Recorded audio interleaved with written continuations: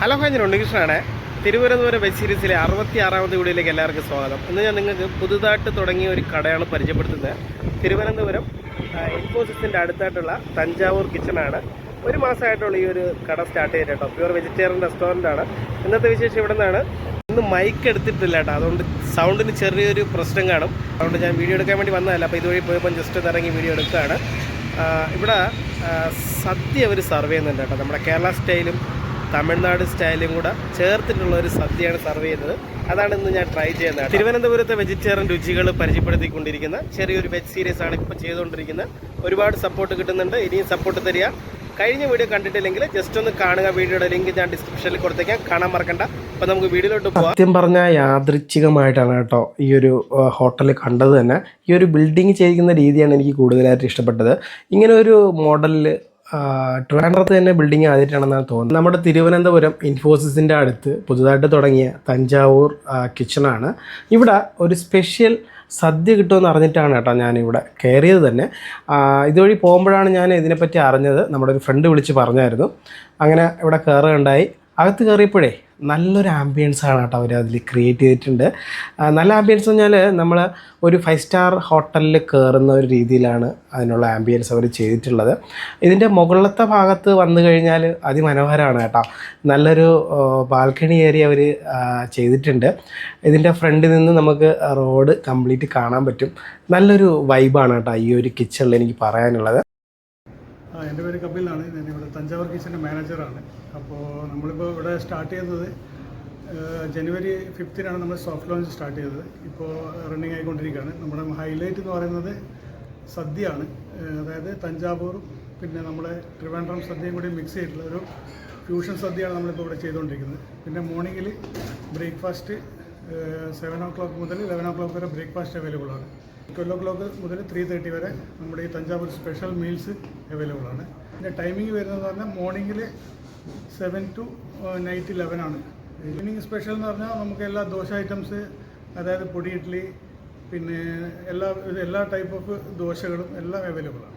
നമുക്ക് total capacity വരുന്നത് almost ഒരു 110 പേർക്ക് ഒന്നിച്ചിരിക്കാനുള്ള ഒരു കപ്പാസിറ്റി ഉണ്ട്. അപ്സ്റ്റെയറിൽ വന്ന് നമ്മൾ എന്തെങ്കിലും പാർട്ടി അറേഞ്ച്മെൻറ്റ്സിനൊക്കെ ഓൾമോസ്റ്റ് ഒരു 40 ആൾക്ക് ഒന്നിച്ചിരുന്ന് കഴിക്കാനുള്ള പ്ലേസ് മുകളിലാണ് അറേഞ്ച് ചെയ്തിരിക്കുന്നത്. നമ്മൾ സാധാരണ എല്ലാ റെസ്റ്റോറൻറ്റിൽ പോയാലും അവരുടെ കിച്ചണാണ് ആദ്യം ശ്രദ്ധിക്കാറുള്ളത്. കിച്ചണൊക്കെ നല്ല വൃത്തിയായിട്ട് അവർ സൂക്ഷിച്ചിട്ടുണ്ട് കേട്ടോ.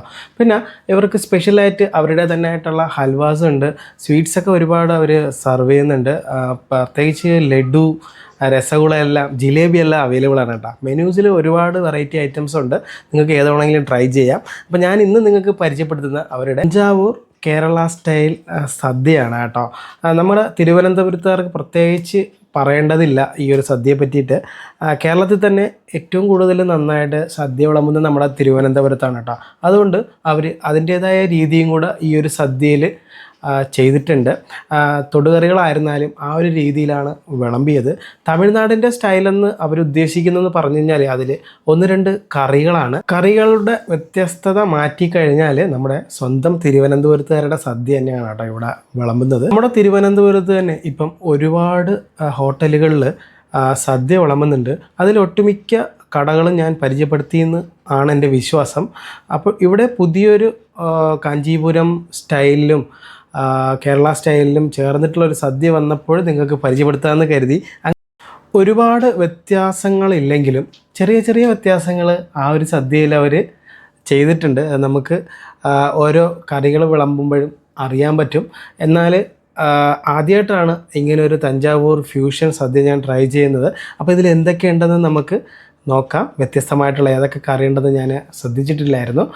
പരിപ്പ് വടയുണ്ട്, ചിപ്സ് ഉണ്ട്, പിന്നെ ഒരു ഉണ്ണിയപ്പം, അതുപോലെ തന്നെ ഉപ്പേരി, പിന്നെ തൊടുകറികളായിട്ട് ഇഞ്ചി, മാങ്ങ, നാരങ്ങയുണ്ട്, പിന്നെ കിച്ചടിയുണ്ട്, ചുവന്ന പച്ചടിയുണ്ട്. ഇതാണ് കേട്ടോ അതിലൊരു സ്പെഷ്യലായിട്ടുള്ളൊരു കറി. ഇത് കീരക്കുഴമ്പെന്ന് പറയും. ഇത് നമ്മുടെ തമിഴ്നാട്ടിലും വെജിറ്റേറിയൻ ഫുഡ് കഴിക്കുന്നവർക്കും ഇഷ്ടപ്പെട്ട ഒരു ഡിഷാണ്. ഇത് അറ്റക്കുഴമ്പാണ് കേട്ടോ. പിന്നെ അവിയലുണ്ട്, തോരനുണ്ട്, ക്യാബേജ് തോരനാണ്. ഇതൊക്കെയാണ് ഈ ഒരു തഞ്ചാവൂർ ഫ്യൂഷൻ സദ്യയിലെ സ്പെഷ്യൽ ഐറ്റംസ്. ഈ പരിപ്പിൽ തന്നെ അവരൊരു പൊടി വിതറിയിട്ടുണ്ടായിരുന്നു. അത് എന്താണെന്ന് കഴിച്ചു പോകണമെങ്കിൽ അറിയാൻ പറ്റുള്ളൂ. അതുപോലെ തന്നെ കേസരികളുണ്ട് കേട്ടോ. അപ്പോൾ നമുക്ക് ഇതൊന്ന് ട്രൈ ചെയ്ത് നോക്കാം. ആസ് യൂഷ്വൽ നമ്മൾ പരിപ്പ് പപ്പടമായിട്ടാണ് ആദ്യം തന്നെ മിക്സ് ചെയ്ത് കഴിക്കാറുള്ളത്. അത് നമ്മൾ സദ്യക്കായിരുന്നാലും എല്ലാം നമ്മുടെ തിരുവനന്തപുരം സ്റ്റൈലിലെ സദ്യ എന്ന് പറഞ്ഞാൽ പരിപ്പ് പപ്പടം നെയ്യുമാണ് കേട്ടോ. അപ്പം ആദ്യം ഞാൻ അതേനെ ഒന്ന് ട്രൈ ചെയ്ത് നോക്കി. നല്ല ടേസ്റ്റ് ഉണ്ട് കേട്ടോ. പരിപ്പൊരു പ്രത്യേകം ടേസ്റ്റാണ്. പിന്നെ അവരതിൽ വിതറിയ ഒരു പൊടിയുണ്ടല്ലോ, അത് തന്നെയാണ് ആ പരിപ്പിൻ്റെ കൂടെ കഴിച്ചപ്പോൾ നമുക്ക് ഡിഫറെൻ്റ് ആയിട്ടുള്ള ഒരു ടേസ്റ്റ് തോന്നി കേട്ടോ. ഇതൊരു തമിഴ്നാട് സ്റ്റൈൽ എന്ന് വേണമെങ്കിൽ പറയാം. നമ്മൾ ഇഡലി കൂടെ തരുന്ന ആ ഒരു പൊടി എന്നാണ് എനിക്ക് തോന്നുന്നത്. പക്ഷേ അതിൽ എള്ള് പൊടിയെന്നും കൂടെ പറയാനുണ്ട്. അതിൻ്റെ ടേസ്റ്റാണ് എനിക്ക് കിട്ടിയത്. പരിപ്പൊക്കെ അത്യാവശ്യം നല്ല ടേസ്റ്റ് ഉണ്ട് കേട്ടോ. പപ്പടവും ആ പരിപ്പും കൂടെ ആയപ്പോഴത്തേക്ക് നല്ല ടേസ്റ്റ് ഉണ്ടായിരുന്നു. പിന്നെ ഇതാണ് ഈ ഒരു സദ്യയിലെ സ്പെഷ്യലായിട്ടുള്ള വറ്റക്കുഴമ്പെന്ന് പറയും. തമിഴ്നാട്ടിൽ മാത്രമുള്ള ഒരു സ്പെഷ്യൽ ഡിഷാണ് കേട്ടോ. അതിൽ കാണുന്നത് ചുണ്ടയ്ക്കയാണ്. ചുണ്ടയ്ക്ക വറുത്തിട്ടാണ് ഈ ഒരു വറ്റക്കുഴമ്പിൽ ഇട്ടിട്ടുള്ളത്. എനിക്കിത് നന്നായിട്ട് ഇഷ്ടപ്പെട്ട ഒരു ഡിഷാണ് കേട്ടോ. എന്ന് വെച്ചാൽ വീട്ടിൽ ഇടയ്ക്കിടയ്ക്ക് ഉണ്ടാക്കാറുണ്ട്. ഇത് കീരക്കുഴമ്പാണ് കേട്ടോ. അതായത് പച്ചക്കീര നല്ലതുപോലെ വഴറ്റി കറിയുടെ രൂപത്തിലാണ് റെഡിയാക്കിയിട്ടുള്ളത്. കറികളെല്ലാം എനിക്ക് നല്ലതുപോലെ ഇഷ്ടപ്പെട്ടു. സത്യം പറഞ്ഞാൽ ഈ ഫുഡിൻ്റെ എല്ലാം കുക്കെന്ന് പറഞ്ഞു കഴിഞ്ഞാൽ തമിഴ്നാട്ടുകാരാണ്. അവർ നല്ല രീതിയിൽ നമ്മുടെ ആ ഒരു രുചിയിൽ തന്നെ കറികളെല്ലാം ഉണ്ടാക്കിയിട്ടുണ്ട്.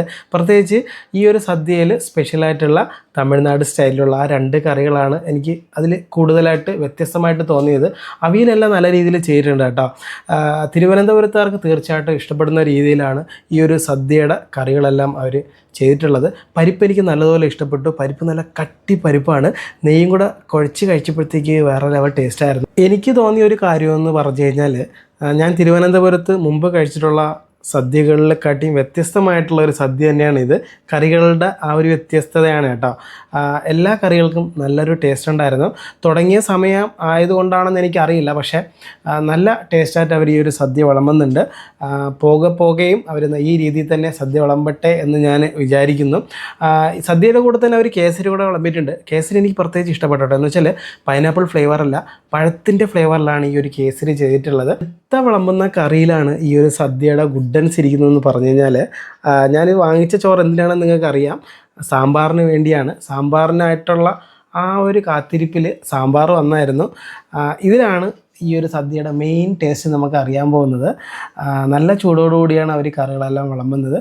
അപ്പം നല്ല ചമ്പാവരി ചോറും സാമ്പാറും ഇട്ട് മിക്സ് ചെയ്ത് ഞാൻ ജസ്റ്റ് ഒന്ന് കഴിച്ചു കേട്ടോ. സാമ്പാർ നല്ല സാമ്പാറാണ്, നല്ല ടേസ്റ്റ് ഉണ്ട്. അതുപോലെ തന്നെ നല്ല കൊത്തുന്ന മസാല എന്നല്ല, ലൈറ്റ് മസാലയാണ് ഈ ഒരു സാമ്പാർ ചെയ്തിട്ടുള്ളത്.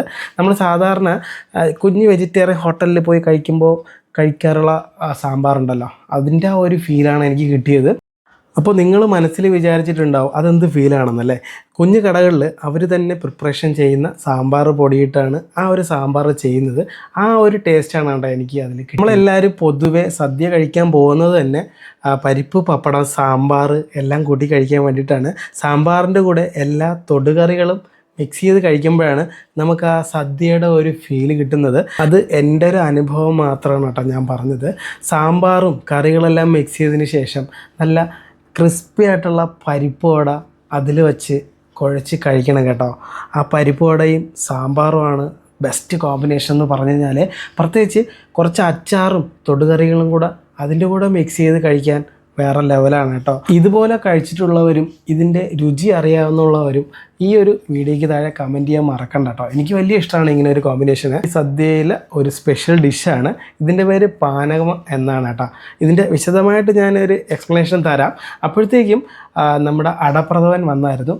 ഇവിടെ 2 പ്രഥമനാണ് അവർ സർവ് ചെയ്യുന്നത്. അടപ്രഥമനും പാൽ പ്രഥമനുമാണ്. അടപ്രഥമൻ നമ്മൾ സാധാരണ സാമ്പാർ കഴിച്ചാലുടൻ തന്നെ കൊണ്ടുവരുന്നതാണ്. നല്ല ടേസ്റ്റ് ഉണ്ടായിരുന്നു കേട്ടോ. സാധാരണ നമ്മൾ ഈ അടപ്രഥമൻ ചില കടകളിൽ നിന്ന് കഴിക്കുമ്പോഴത്തേക്ക് അതിലുള്ള അട നല്ല പശ പോലെ ഇരിക്കുന്നുണ്ടായിരുന്നു. പക്ഷേ ഇത് നല്ല രീതിയിൽ അവർ ചെയ്തിട്ടുണ്ട്.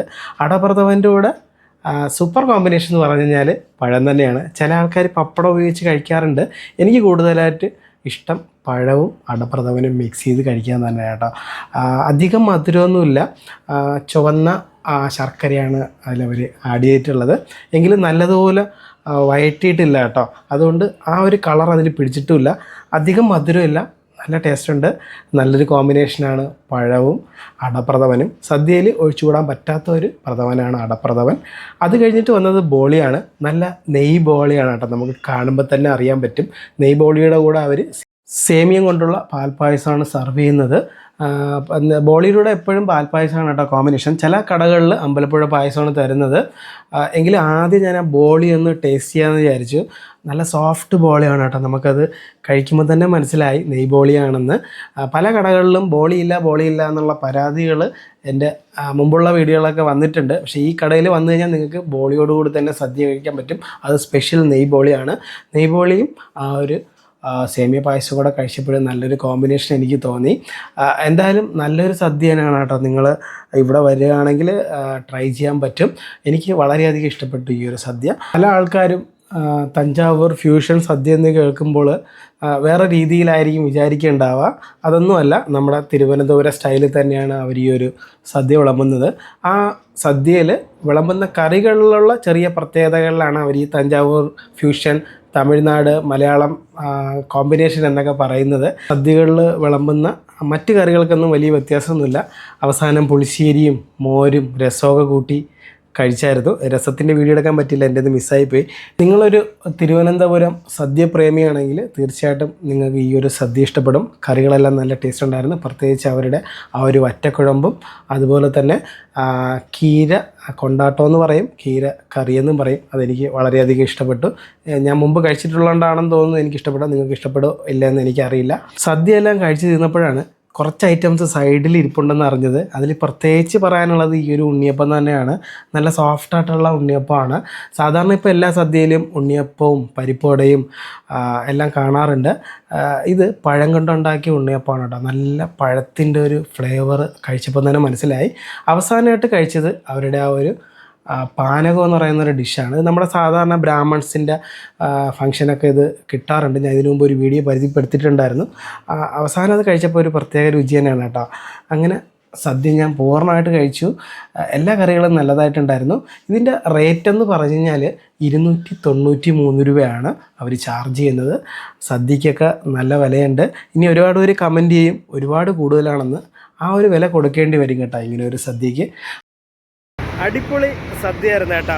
ഒരു ഡിഫറെൻറ്റ് ടേസ്റ്റ് ആയിട്ടുള്ള സദ്യ കഴിക്കണം നിങ്ങൾക്ക് ഇവിടെ വരാം. വില കേട്ട് നിങ്ങൾ അങ്ങനെ വറയിടൊന്നും ആവണ്ട. അതിനുള്ള വെർത്തായിട്ടുള്ള ഒരു സദ്യയാണ് കേട്ടോ. നമ്മുടെ തിരുവനന്തപുരം സിറ്റിയിൽ മിക്കവാറും സദ്യക്കൊക്കെ ഈ ഒരു റേറ്റ് വരുന്നുണ്ട്. കറികളിലെല്ലാം ഒരുപാട് വ്യത്യസ്തമായിട്ടുള്ള കറികളുണ്ട്. പ്രത്യേകിച്ച് ആ വറ്റക്കുഴമ്പും അതുപോലെ തന്നെ ആ ചീരക്കറിയാണ് എനിക്ക് ഏറ്റവും കൂടുതൽ ഇഷ്ടപ്പെട്ടത്. വറ്റക്കറി നമ്മൾ സാധാരണ തമിഴ്നാട്ടിൽ പോകുമ്പോഴാണ് അങ്ങനെയുള്ള ഒരു കറി കഴിക്കാറുള്ളത്. തിരുവനന്തപുരത്ത് ഡിഫറെൻ്റ് ആയിട്ടുള്ള ഒരു സദ്യ കഴിക്കണമെങ്കിൽ നിങ്ങൾക്ക് ഇവിടെ വരാം. അതായത് തമിഴ്നാട് കേരള ഒരു മിക്സ് ആയിട്ടുള്ളൊരു സദ്യയാണ്. നമ്മുടെ തിരുവനന്തപുരം ഇൻഫോസിസിൻ്റെ അടുത്തായിട്ടാണ് തഞ്ചാവൂർ കഫേ ഉള്ളത്. വൈകുന്നേരം വന്നു കഴിഞ്ഞാൽ ഒരുപാട് ഡിഫറൻറ്റ് ഫുഡുകൾ നിങ്ങൾക്ക് കഴിക്കാൻ പറ്റും. അപ്പോൾ എനിക്കെന്തായാലും ഇഷ്ടപ്പെട്ടു.